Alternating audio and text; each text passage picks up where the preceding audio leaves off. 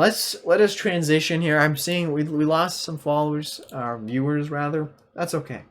We're going to transition here to talking about anime, but that's probably good because what I'm about to get into is very arcane, and it's the normies, the people who are kind of on the edge. They might not be able to appreciate this like I think a lot of you guys will be. We talk about the perennial tradition of Japan, and I think as we know, the logos, which is to say, that which is Christ. Christ is the incarnate form of the logos, the word. But of course, as I believe it was Fulton Sheen says, the aboriginal form of God, of Christ, the logos, exists in our own conscience as the natural law compels. Is someone playing? Okay, good. It's not. I'm hearing things. As the natural law, which acts as this external motivator for us to do the right thing. And so even those people who may not be privy or invincibly ignorant to the sacraments or to God's church can be tacitly, implicitly connected to them. And I've read through the explicit part of the Catechism where it talks about this on my show. By following the conscience they're following their conscience, by following the natural law that's written on their hearts. You can read this in Romans 1. Paul talks about Gentiles who, before God revealed himself to the whole human race, opened up all the sacraments to them. Back when there was just Judaism, there were still Gentiles who were saved, and Paul explicitly says this. He talks about how they followed the conscience written on their own hearts. And so we see these echoes, basically, of logos throughout different civilizations throughout history. And this isn't perfectly in line with, and I'm prefixing my whole conversation about this because we're talking about a pagan religion. And I want to make it clear to people that I'm not pagan, but that doesn't mean that we can't talk about this in like a serious fashion about there are implications of this particular pagan form, which is Shintoism on Japan. And why it can still be, I guess you could say, based or have based impulses. And so even Unitatis, I want to make sure I say this right. Unitatis Redente Gratio, the Vatican II document explicitly says that God has worked in other various civilizations in there and has even manifested his grace in various ways to them. And so we can, appreciate some of how the similarities between Christianity and we see them naturally sprung up in various other world religions. That is what interested me in perennial traditionalism. And so, of course, tonight we're talking about the perennial tradition that is undergirded Japan, or rather the religion that's undergirded Japan that stems from the perennial tradition, which, like I mentioned, is Shintoism, and to a minor extent Zen Buddhism, but I'm not going to talk about that as much, because that generally the Buddhism of Japan concerns only the afterlife, and I wouldn't say that to some extent maybe that affects anime, but I think that the virtues of Shintoism, and particularly the lore of Shintoism, are a much bigger factor. So we'll see how deep I want to go. We'll see how deep you guys want me to go. So we'll see here. Ballot measure passes by unanimous consent, says King Roy. I don't want to think about politics right now. I'll look at it another time. We'll look at it another time. That's big news right there. That's interesting. I don't know. I'm curious now. You railing my conversation. Maybe I'm wrong. No one does want to talk about anime and Shinto and whatever. But whatever. King Grip says Jake Lloyd thinks pagan gods and other societies are misinterpreted. Angels, demons make sense. Yeah, I would. Okay, I'm all right. Good. I'm not. I was gonna say something to that extent, but I was worried that I would lose my audience here because people would say, "Oh, he's giving too much ground to paganism." I would say that. I would say that there is. All right, let's just start from the beginning. Fuck it. So in Shintoism, there's to something like that extent. I would say they're imperfect. These other religions are imperfect receptacles of the truth. And in Shintoism in particular, what we see is they had this, what they called the Ame no Mina Kanushi no Kami. Kami is the word for God, and that meant something to the extent of the God, the Lord who is at the center of heaven. And so this was like the first, I guess, foundational God, and he was the only God who engendered himself. In other words, he was this divine cosmic principle that all other gods are basically enclosed under. It's like this umbrella effect. All of the other gods are enclosed under, or kamis, which might be better interpreted as spirits, but they're all under this one. They're all basically been engendered through some lineage stemming from this one, basically the equivalent of like the unmoved mover in our Western tradition. And just as in our Western tradition, we have the unmoved mover, and from the unmoved mover comes all order and logic and sensibility. And just as the order and logic manifests itself in various ways in mathematics and science, and even in metaphysics, we see things like change. We make sense of change through Aristotelian principles like act and potency. Other societies viewed things like this, and they attributed, in the same way we might attribute some of these orderly principles to God, and they've been basically just like engendered from God. They stem from, the Logos. In the same way, they see these principles in nature, and particularly for Shintoism, they're very much interested in nature, the beauty of nature. They see these beautiful parts of nature, and they basically see that there's some cosmic principle behind that, and they anthropomorphize that cosmic principle. And they take this metaphysical principle and they create basically a spirit out of that, and they basically it has some spiritual connection. And I don't think that's unreasonable, and I think that it's been a detriment to the Western society that we've lost the spiritual connection that we used to have with the metaphysical. It used to be a long-standing tradition in the West to accept things like alchemy and astrology, not because they were like white girl retard, superstitious things, but because we believe that there was, in fact, some connection between the metaphysical, particularly as it related to the spiritual, and the physical. And so we see objects as they exist, but we don't see how they exist in and of themselves. We only see objects as they exist presented to us in our five senses. We see them as they're given in space, time, and all these other principles, but we don't see how they exist outside of us. And we know that outside of us, the reason we can kind of have these metaphysical principles, like I mentioned from Aristotle, but we can also, I think, connect them to this spiritual principle as well. And so basically what in Shinto, they basically have created these symbols, which is, again, this anthropomorphization of these different spirits to represent these principles that they do think have some spiritual significance. Does that make sense, what I just said there? And so, yeah, so far I think that everyone kind of sees where I'm coming from. And so the Ame no Mina Kanushi no Kami, he created the first two men and women who were considered to be first man was Izanagi, and the first woman was Izanami. And they're very similar to the first people in the West, or Christianity, Adam and Eve. You guys are saying a lot. Let me just see. Okay, look, if you have a lot of questions, Kami is pronounced Kami. I am saying it as Kami. What? Ame is not Kami. Ame is A-M-E. Ame no Mina Kanushi no Kami. I said it right. No, you're the baka. You're the baka, not me. You the baka. Okay. If you have too esoteric, some people are saying, someone's saying white Shinto, mean, based, or cringe. White Shinto? No, that's cringe. It's only understandable if you're Japanese, why you'd want to be Shinto, because that's the religion that is adapted to your society. White people should be Catholic. They shouldn't be even pagans. And the Evola was a total LARPer, thinking that paganism was still part of the European psyche. He's less of even of a LARPer than some of the people who are the wingnet pagans.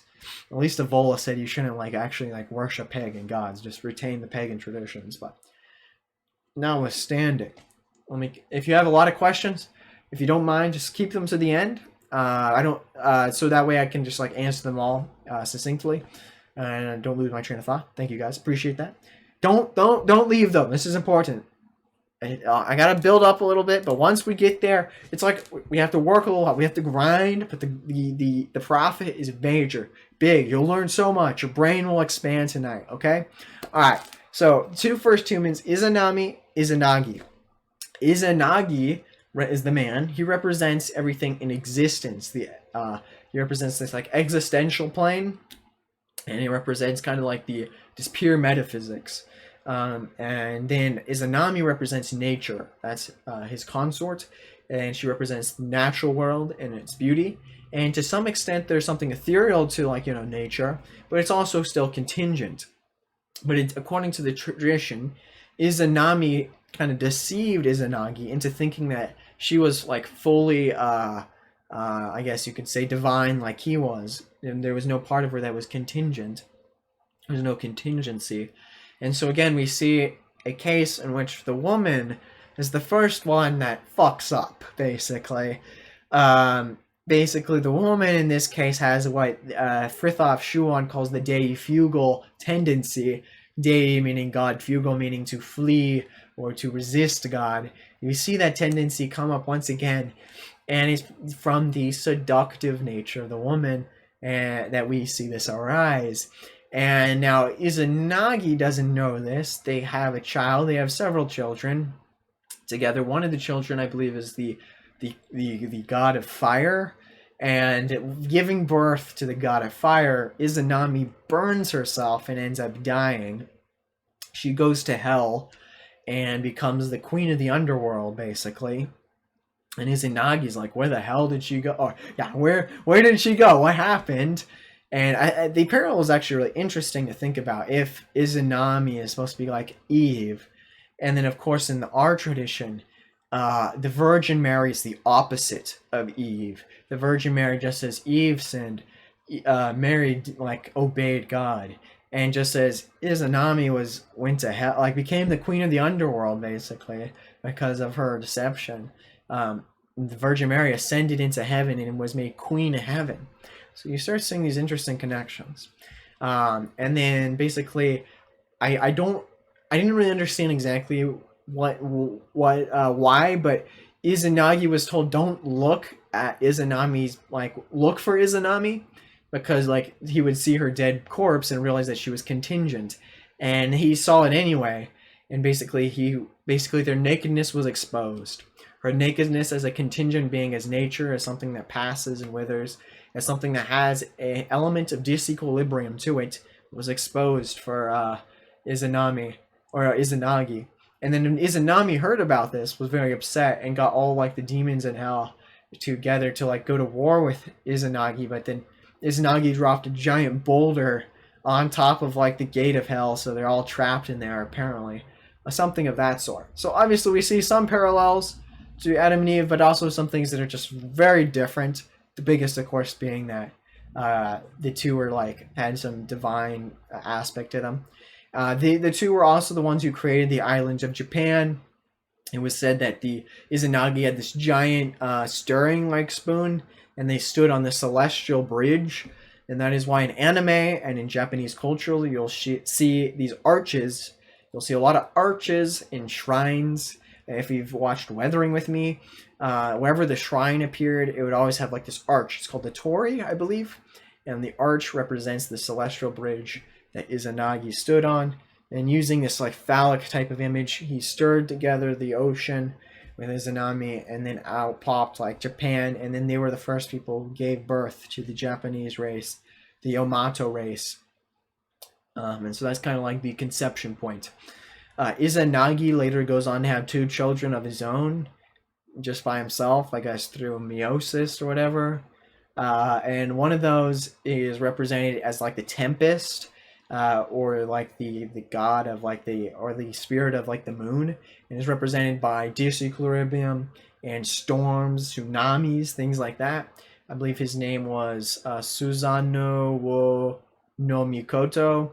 And then the creative intellect, the ethereal beauty was the sun goddess, who was Amaterasu Omikami. You don't need to worry about the names, but basically she represented the creative intellect of God, and so it was actually from her line that the first emperor was believed to have descended. And so that is why the Japanese people have always had this very keen sense of self-consciousness is because they believe that the emperor descends straight from their, like, the sun goddess. Straight from the sun goddess comes the first emperor, Jimmu Tenno.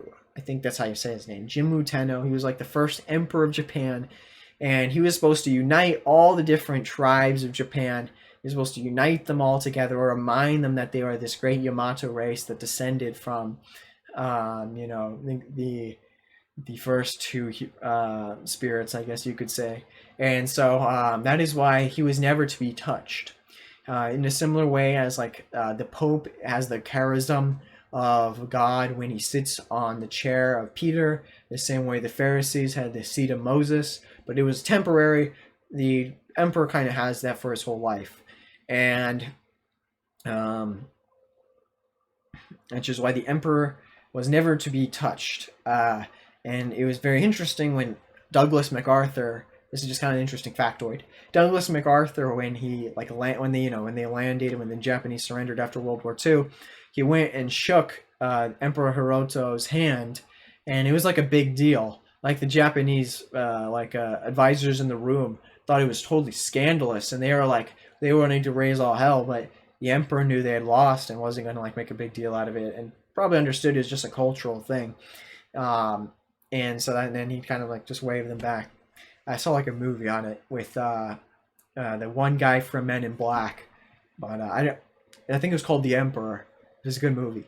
Anyway, so yeah, it was a big deal when they shook his hand, and so that has always kind of been with the Japanese people, is that sense of racial consciousness.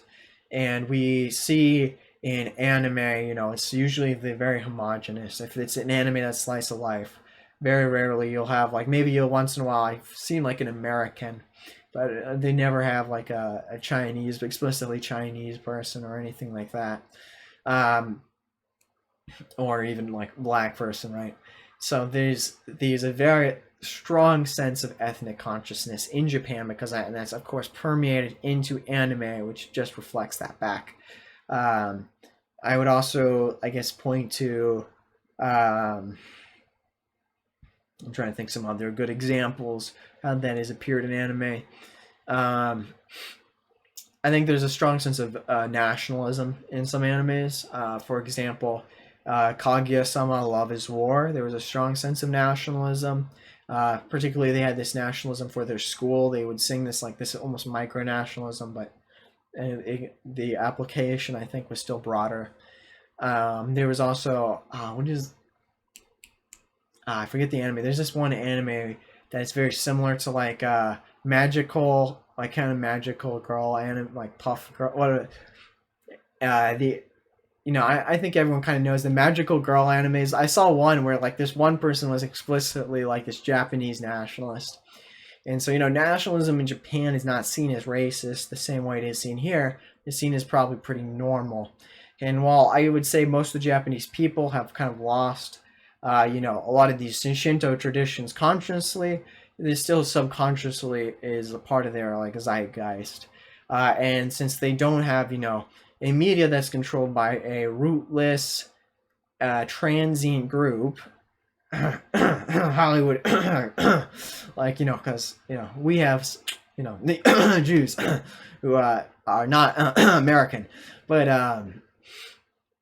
they, of course, their entertainment industry is controlled by the Japanese. So, of course, it's going to be made for the Japanese and going to have Japanese iconography and symbolism and representation. And so that's why anime has that base part of it.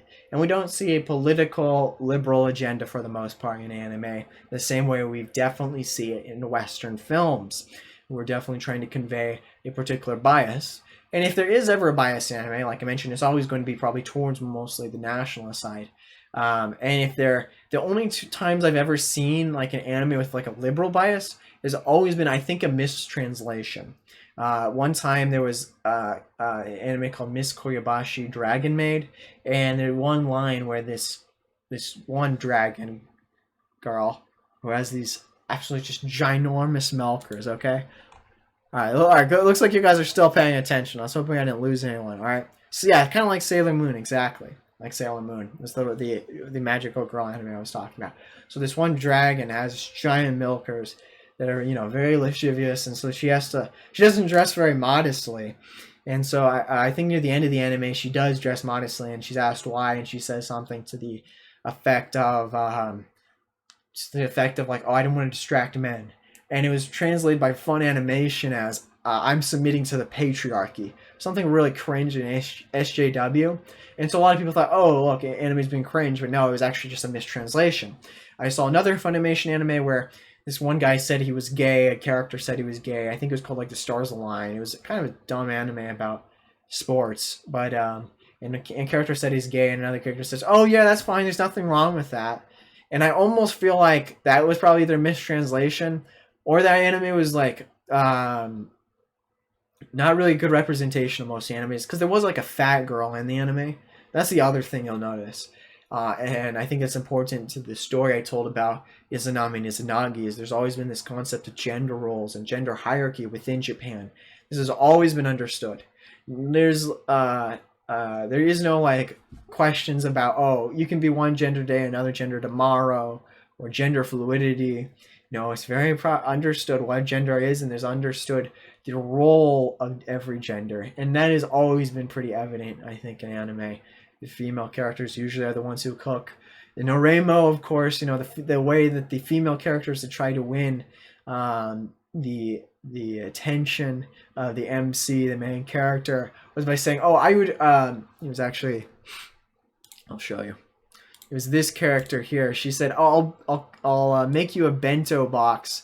There we go. This character here, my wallpaper for this month.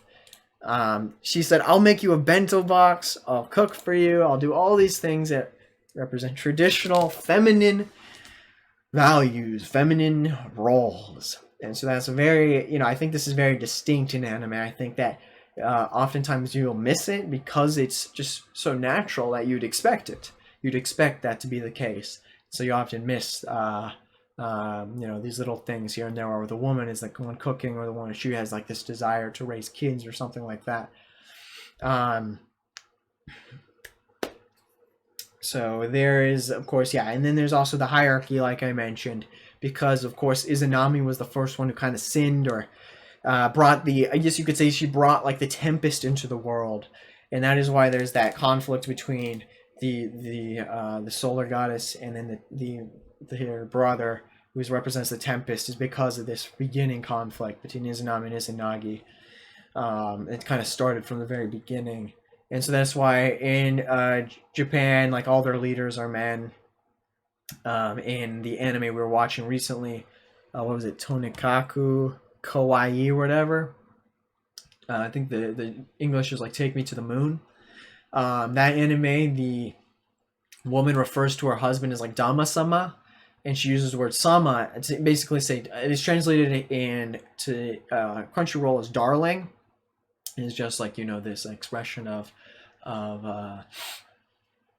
romantic feeling, or you could say affection, this statement of affection. But the man, he uses like I think uses just her name back, and doesn't use, of course, the sama. The sama is referencing someone who has a higher authority, references respect and awe towards that person. And in fact, in traditional Japanese culture, the women used to cut off or shave. Cut off sounds kind of grotesque. They would shave their eyebrows in traditional Japanese culture, and they would repaint them really high up on their forehead. And it looked really weird, but the reason why is because women were supposed to be emotionless. Women were supposed to be this vessel that was supposed to represent this, like, this feminine mystique. She was supposed to be like this tranquil, beautiful, fair, and she was not supposed to be like someone who gives into emotion easily. That was kind of like the image that was supposed to be portrayed there. And so that, again, this goes back to the baseness, you could kind of say, of anime is in this gender role.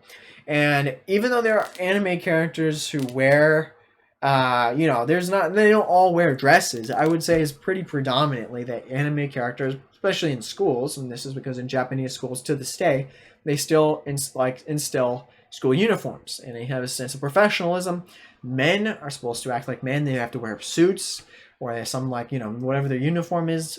and then women have to wear something that is with some dress or skirt, their own version. And that's how you know if there's like a Chinese school or Japanese school rather visiting, is because they all like are wearing uniform, and they're all wearing like these nice uniforms with jackets and ties, and like that's how I knew one was visiting my school. And yeah, I got some line numbers that day from the guys, of course.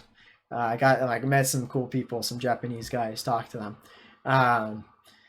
So yeah, that's again goes back to this very clear distinction between men and women and their various different role in society and in our civilization. And I think that's something that's based right wing, but people often take it for granted now, given the fact that women think they can be whoever they want, and there's like this blurring of the genders. I think that women have the same aptitudes for roles of leadership or same like intellectual aptitudes as men, those type of things. Japanese women are stoic, asked Grumpy. Yeah, that was kind of like supposed to be the idea, is they're supposed to be very stoic, and that's kind of represented the virtue of the woman was supposed to be there in her steadfastness.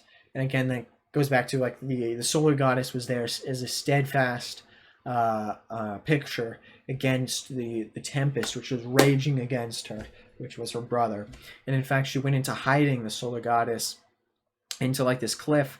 When she came out of hiding, she gave a mirror to the first emperor and basically said like, oh, when you look into this, you will see my face or something like this, and you'll be always reminded of me.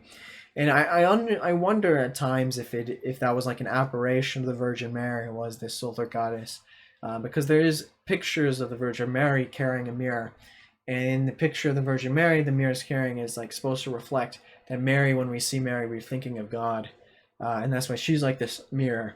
And so the same way, like the Amaterasu Omikami was trying to remind people that they would see God through this mirror. So to some extent, I would be interested in that hypothesis, particularly since there are miracles that are attributed to her.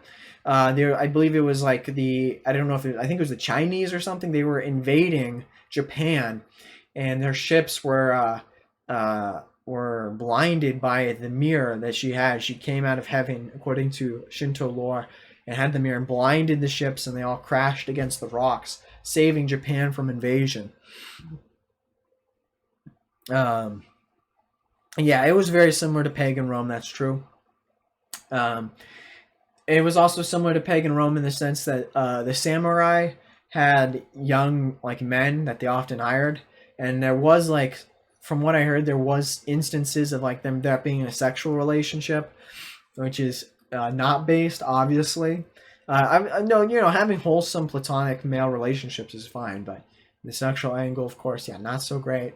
But today, Japan is pretty homophobic, so that's based. So regardless of what it was in like the feudal age, today Japan, like I saw like one video of this guy interviewing the Japanese people about homosexuality. Some of them were saying that they didn't like it because they didn't produce children, and I think that, again, goes back to the traditional gender roles. They see women are supposed to produce children, and then of course one other person said it's disgusting, and that probably goes to the Shinto virtue of purity, and that's probably what I'll get into next here. Was there anything more about the lore that I wanted to talk about? Oh, there one more thing I wanted to say about the anime characters is that the most defining feature of a woman anime character is her eyes. Almost always, women anime characters will have large eyes. Men will have squinty eyes. There are exceptions. Usually younger men might have larger eyes, younger boys.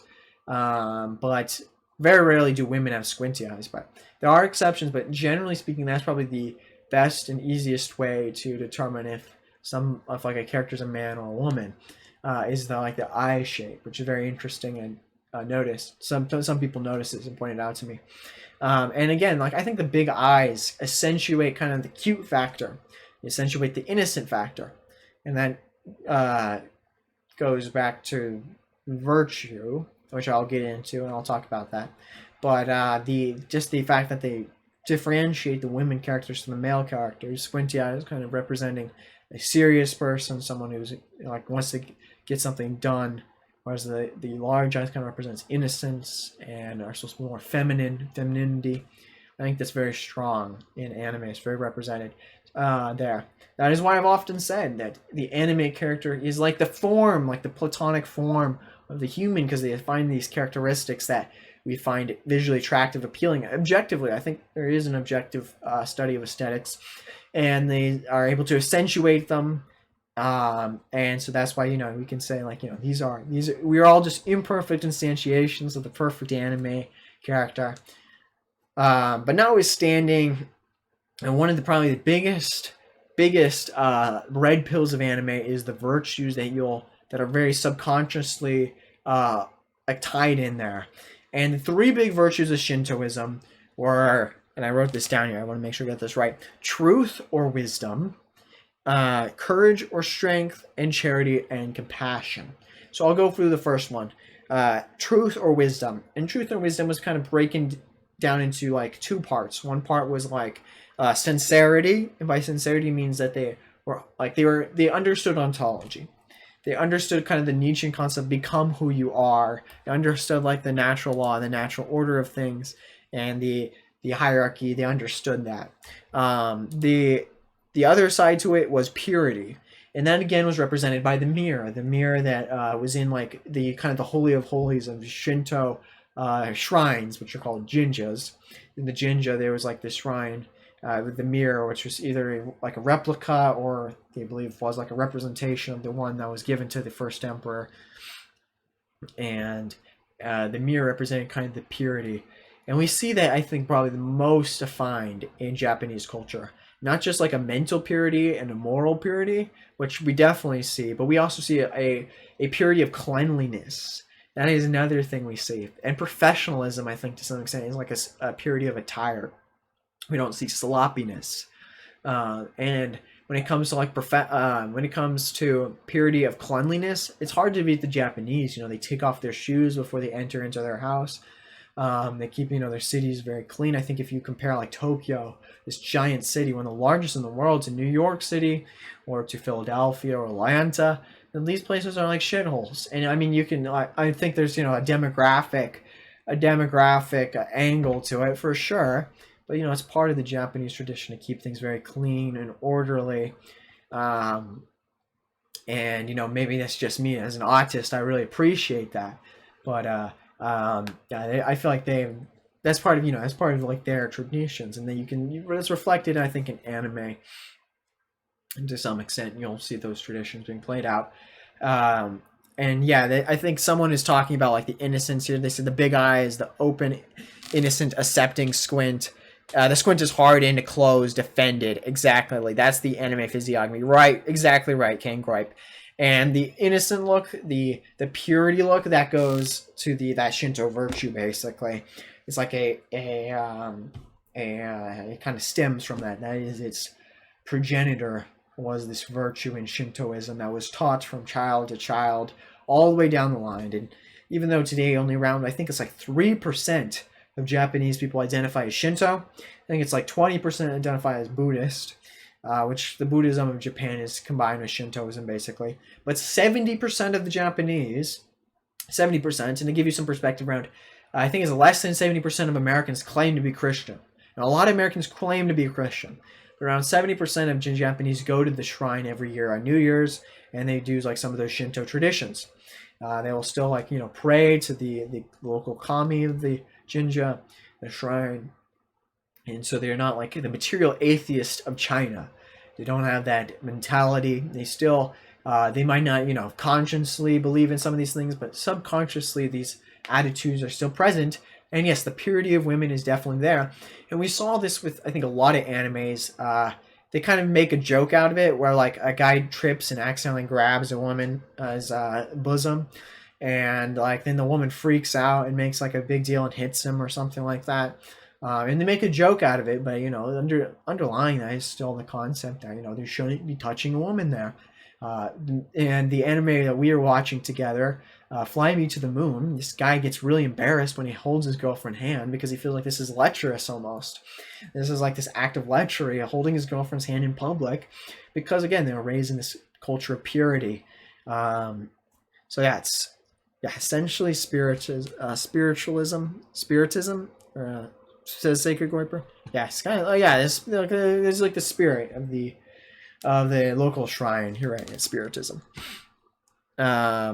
Exactly, King Groip. Yeah, very well done. Good job. King Groip with the great analysis there. Yeah, no lewd handholding. They need to ban that. But and Japan has stricter pornography laws than the United States does. They require that any pornography, in which they define as showing genitalia, must be censored, and they're pretty strict about that. I think they've gotten a little looser, maybe, but they are stricter than the United States. That's for sure. A lot stricter than Hollywood. Because anime is meant for about our age group. There's anime meant for kids, but there's anime also meant for our age group. And anime is meant for our age group don't include. I mean, there might be like a few exceptions. Like, I can't even name any exceptions that aren't just straight hentai. They're like that like it would include, like, you know, a scene that's like really explicitly sexual between two unmarried people or something like that. Like you would see in a lot of Hollywood movies, is basically what I'm getting at. The juxtaposition between anime and the Western films is insane. I was watching, like, I've mentioned this many times on my show here, but just so that I have it one more time said, I was watching, was it the show called, I think it was called, like, Polar? It's the show about, like, this train. And, you know, they're living on this train. It's this dystopian film. And there's like a character that like there's like these security guards. 2 of the 3 are gay. There's another gay person who's like this rich bourgeois guy, and they make it very explicit they're gay. They show them doing these very gross acts, or at least they imply it very explicitly, and it's disgusting. And like I couldn't believe it when I was like, these is literally what like modern television looks like, because I haven't watched anything. The most modern show I've watched probably is like The Office, and even then you see a lot of this the hookup culture, and you know there's no emphasis on getting married before you know you should have intercourse and those type of things. And then of course we have the other Shinto virtues of courage or strength. We see this in a lot of shonen animes. There's a strong sense of duty on the side of men, and that's why you have people like Atoya Yamaguchi. I'm not gonna get into the Atoya Yamaguchi question. If you don't know, he was the guy who stabbed the socialist leader, basically preventing socialism from taking over Japan like it did in China. I'm not gonna comment too much on that though. That for the sake of optics. But yeah, you know, I don't endorse any political violence, at least here and now. So I just want to say that right now, off the bat. But you saw like a really strong sense of duty to the emperor and to his country, and courage till death. He ended up killing himself in his cell, wrote on the wall with toothpaste, "Long live the emperor. Would that I have 7 lives to give for my nation," which was from a samurai quote.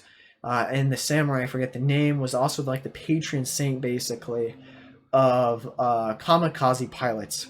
And kamikaze pilots basically went there with this strong sense of duty that Japan was in her last days, and she should fight for the emperor, or he should fight for the emperor until the bitter end.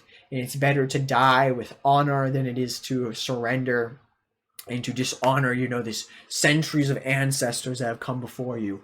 You're this great people that descend from the gods. Your emperor descends directly from the sun goddess herself. You don't want to, like, you know, defile your nation like this by giving up. The virtue of courage and strength have been instilled in them since the days of the samurai. Of course, they had the Bushido Code. And one of the things that I love about the Bushido Code is it talks about strength through courtesy. That the samurai are still supposed to be they're not supposed to be wild, or like this conception of like, and this is probably somewhat, I don't know how often this was actually played out, but this is like, you know, the ideal was the samurai was supposed to be tempered, disciplined, and use their strength for good to help people, protect those who are weaker, to protect the shogun, and to fight for the emperor. And the classic, like, I guess you could say, like, their dictum was, a samurai should be cold like his sword, but never forget the fire whence it was forged. It's just so beautiful and poetic. And yeah, anyone who watches shonen animes can definitely see this. Demon Slayer is a great anime that takes place in the Taisho period, and you see a strong sense of duty on the part of Tanjiro to protect his sister Nezuko, who is actually the Dakimakura right behind me. He feels like this really compelling sense of duty to protect his family member, and that's why he becomes a Demon Slayer and does like a, goes through all the rigorous training. If you watch the anime, you'll see like how hard the training was. Bushido is an analog to chivalry. Yes, that's exactly what it was. Yeah, you see a lot of analogs between medieval Europe and feudal Japan and Hindu India and the dynasties of China and even some Islamic cultures. So we see all these similarities throughout the world. And again, it's the perennial tradition manifesting itself in different societies and their various, various forms, the way they've adapted themselves to the tradition. But yeah, it's exactly right, Secret Viper. It's their code of chivalry, basically. Someone says, my friend recommended I watch The Magicians with my parents. Legit has a girl watching her parents have an orgy. I've never seen that anime, but so like I said, it's not an anime. Okay, The Magicians would sound like something that might be an anime because they really like the fantasy theme in anime, the medieval fantasy. Oh my goodness, yeah, I've never seen this anime, but wow, okay. So this is like a peak modern show right there. Yeah, very interesting. Very interesting. So, yeah, circumvent the Jewish hegemony of Hollywood by watching anime. Entertaining and based is what I'm getting at here. I wanted to just briefly say about the ancestral thing. There's kind of like this ancestral worship where they see their ancestor is like when they're born, they see themselves as like in this perfect state of harmony and tranquility with their own nature, and as they have passions and inclinations, they start to go down. They have certain vices that they'll engage in, and later, when they die, when everyone dies, and they return to this like state of tranquility. And that's more probably where the Buddhism part comes in, is like they like return to like they have like some concept of like a reincarnation. Their spirit still exists out there. Sometimes I think they believe they sometimes become even communes like spirits themselves. But anyway, the idea is that they get closer to God when they die. They're almost like the saints in Christianity, where we believe the saints have been beatified, or they've seen the beatific vision, the divinization of the soul, the theosis. I think it's Malktov in like Hindi. Basically, like they become like God, and you see that even in Shintoism. So that's why they have like a lot of like ancestral, like they see ancestors as like a big thing because they look to them as those who are really close to God, and those who have like gone before them, have led the way. So that's one other part of the reason why they don't want to shame their ancestral line. They don't want to be the break, because they see, all their ancestors are looking down from heaven, looking down and seeing what they're doing. And of course, their ancestors are basically the equivalent of what we see as saints. So they're like, oh, we don't want to, offend them or bring shame or dishonor to our family. So that's a big theme, and I think Americans would do good to think about their the history and stop becoming so myopic or nearsighted as a people. I think we'd do good as a civilization if we thought about how our ancestors, if they were looking down on us, how they would view our current state. Or even if like just the saints in general. I'm sure the saints are weeping over us, over the current state of our society. Let's see, what else did I want to talk about? Oh, and finally, charity and compassion are virtues in Shintoism. We see this, of course, in Christianity. So the idea, and this was said by one of the pagan guys who came on my show, he said that the charity and compassion of Christianity was unique to Christianity, and that paganism was a more rough religion, and that it was more like might makes right. And I don't know if that's true for European pagans. I haven't really done a lot of research in Celts and Norse. I don't really care because they're all extinct, but the religions are.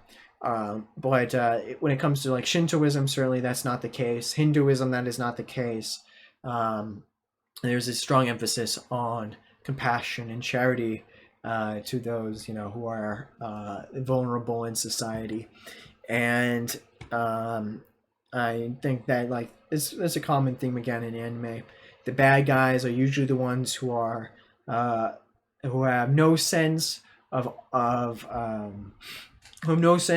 kindness, or I think even like a kind of a silly anime like this one called Damachi, or is it wrong to pick up girls in the dungeon or something like that? It's a kind of a silly anime. They have season 3 is just out, and the guy has like probably too much compassion. He has like compassion for everyone he sees is like in a hard state. He wants to help them out.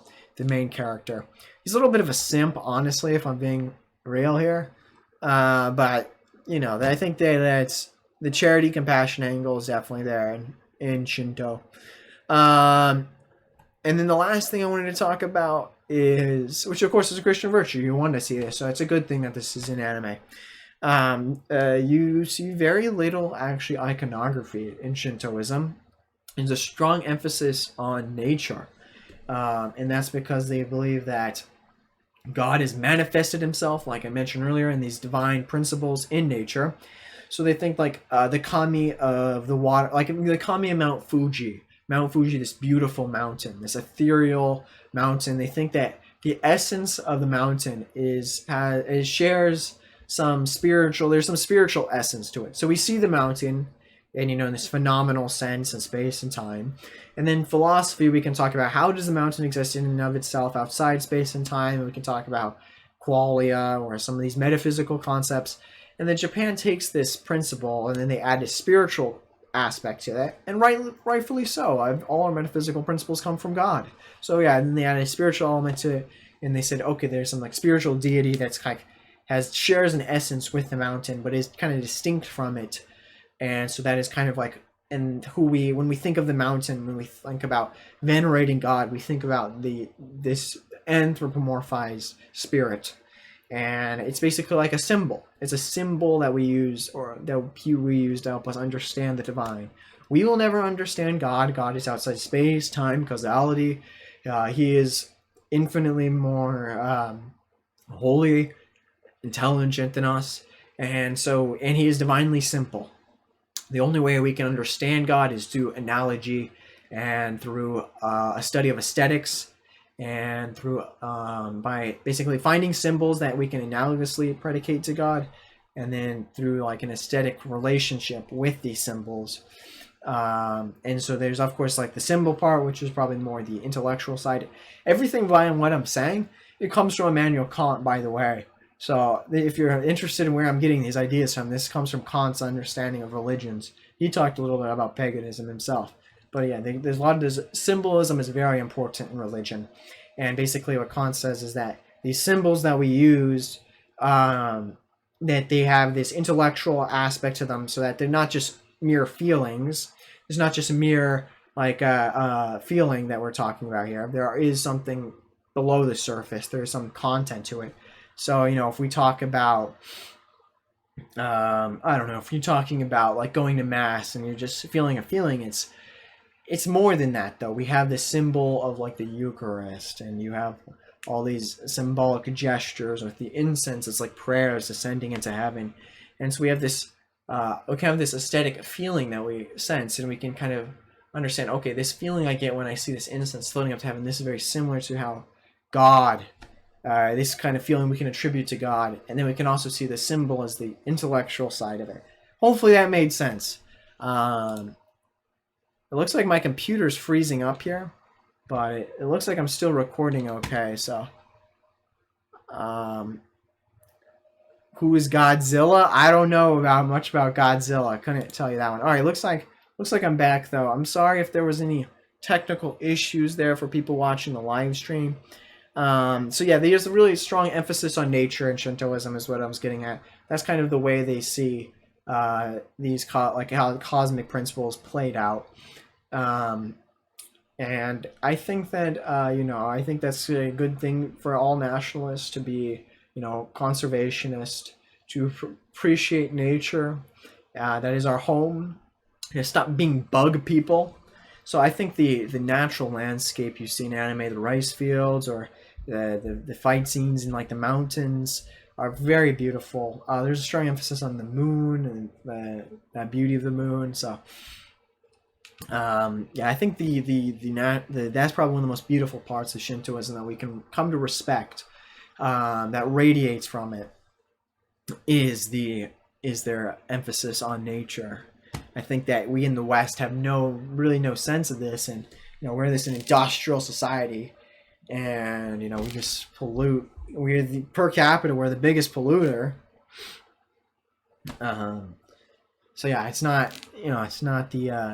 probably not what we want. Even though it might help GDP, it might be good for the economy. I don't think it's good for our relationship to God, and whatnot. And so I think that's pretty much what I wanted to say about Shintoism and about its virtues and about how this has manifested itself subconsciously, or perhaps there are animes about Shintoism. There's one, I forget what it's called, but it's about a god, one of the minor gods or something, and he's like trying to find friends, and it's a funny anime. I forget the name though. But there are explicitly Shinto animes, but just implicitly these tendencies, this traditional culture has infiltrated the genre. And that's why I think it is based. And that is why when I say anime simplicity is based, that's what I mean. It is a traditional, and it's also Zoomer too. It's your going around circumventing Hollywood, and that's what we want to do. We want to cut Hollywood down from their knees. So that is why I think, yeah, if you don't like anime for whatever reason, you can't get into it, that's fine. That's everyone has their own individuated taste, but that doesn't mean it's it doesn't mean it's no longer based. I think if you watch It's a Wonderful Life, that's a beautiful Christmas movie. I've talked about it on the show before, and how some of the American Puritan values have influenced that show. I would say it's a very similar thing. Perhaps Hollywood. Oh man, how long ago was that? That was 1930s when that show came out, I think. No, 1940s. It was late 1940s. So yeah, that's been it's been quite some time, almost 80 years. No, not that long. Let's see. It was 1940, 30, 50 years, about 50 years. About 50 years. So yeah, it's been, because it was late 1940s, yeah, about 50 years ago. Maybe you could say Hollywood had similar themes. Because in It's a Wonderful Life, they had this beautiful scene with the church. Everyone's praying after World War II. Everyone prays. And when there was George Bailey was going through this hard time, everyone's praying for him. So they existed in America. America has been taken over by non-Americans, the entertainment industry, basically. And it's even worse. It's not just non-Americans. It's non-Americans they have no roots. They have no, now they have a home, but they didn't for thousands of years, almost 2,000 years, they didn't have a homeland. So, which means they're going to be more hostile to nationalism, more hostile to nativism and those impulses. And that's going to play out in certain proclivities of their own. So it's what we see in Hollywood is the opposite of what we see in anime. In anime, they have proclivities or tendencies towards nationalism or some type of spiritism. And then in the West, we have Jewish elites who have proclivities. And yes, Jewish people do control Hollywood. I've went through the statistics on my show many times. They brag about this. It's not a secret. They like to say they don't control the media, and they'll come up with statistics for that. But they can't even deny their control of Hollywood. It's all the major multimedia conglomerates, Disney, Viacom, CBS, they're all top to bottom. The producers, directors, they're all, they all share a certain ethnic line. And so, yeah, they share proclivities that are anti-American and anti-Christian. And I'll just leave, and I'll answer questions. But before I do, let me just leave you guys with this beautiful quote by Fritjof Schuon. I thought he did let me zoom in. But I thought he did a really good job with this quote. So I just wanted to read it. It's about, of course, probably the best part of anime is the anime women. I think we can all agree with that. Can I get an amen in chat? No, I'm just kidding. But yeah, waifus are awesome. They're very kawaii and feminine, as we mentioned, very pure. And so this is what Fritjof Schuon, the great perennial traditionalist philosopher, had to say about Japanese women. Much praise, and this is a quote here, quote, much praise has been given, and rightly so, to the qualities of the Japanese women, but what is forgotten by those who proclaim that her emancipation are the traditional conditions that formed her. The seeds are not, the sexes are not two races, the one tyrannical and the other tyrannized. Every woman has a father, just as every man has a mother. The Japanese woman would not be what she is had she not inherited the qualities of strength, authority, and discipline from her innumerable fathers, just as the Japanese man has benefited from the gentleness, patience, and self-sacrifice accumulated over the centuries by his mothers. So we see, again, the traditional gender role is very distinct here in Japan. And I like what Fritjof Schuon is saying here about that fact that both genders still benefit from these roles. It's not like the woman doesn't benefit from the father's discipline and vice versa.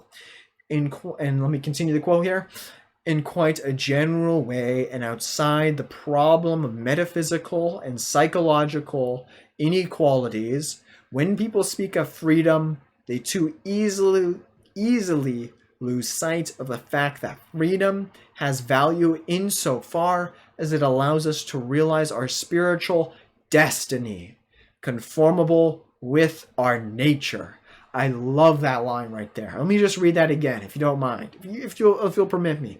When people speak of freedom, they too easily lose sight of the fact that freedom has value insofar as it allows us to realize our spiritual destiny, conformable with our nature. Freedom is not a freedom of indifference. It's not a freedom to choose to be addicted to porn or not. Freedom is living rightly with God, and for Shintoism, it would be even like living in harmony with nature, in the natural world around us, in these cosmic, timeless, eternal, innumerable principles. Thank you guys for listening. That is the end of my monologue here. I will end this video went on for a lot longer than expected, so I'll end the recording. Thank you to those people who watched on YouTube. Make sure that you subscribe if you're not. And I'll see you guys next week.